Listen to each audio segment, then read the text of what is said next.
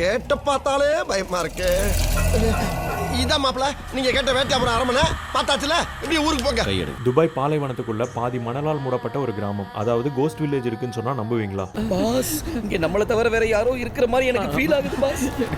1980ஸ்ல அல் குத்பின்ற local tribes தங்கறதுக்காக கவர்மெண்டே இந்த village, அதாவது அல் மதம் வில்லேஜ்ல வீடு, மாஸ்க் எல்லாமே கட்டி கொடுத்தாங்க. ஆனா 1990ஸ்லயே இந்த கிராமத்து மக்கள் ஒருத்தர் விடாம எல்லாருமே இங்கிருந்து எவாக்குவேட் பண்ணி போயிட்டாங்க.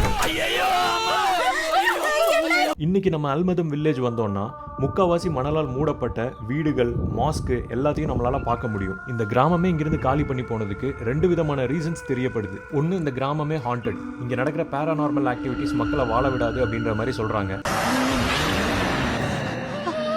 கூகுளில் அல்மதம் வில்லேஜ்னு நீங்க டைப் பண்ணி பார்த்தாலும் பரீட் கோஸ்ட் வில்லேஜ் அப்படின்னு தான் டிஸ்பிளே ஆகும். 2, ஹார்ஷ் வெதர் கண்டிஷன்ஸ், மணல் ஆக்கிரமிப்பு அப்படின்றாங்க. கல்ஃப் கண்ட்ரீஸ்ல எல்லா வில்லேஜுமே மணல்குள்ள தானே இருக்கு, ஏன் இந்த வில்லேஜை மட்டும் மணல் ஆக்கிரமிக்கணும்? நீங்க என்ன நினைக்கிறீங்கன்றத கமெண்ட்ல சொல்லுங்க. நீங்க யாரை இந்த இடத்துக்கு கூட்டிட்டு வருவீங்களோ அவங்களுக்கு இதை ஷேர் பண்ணுங்க.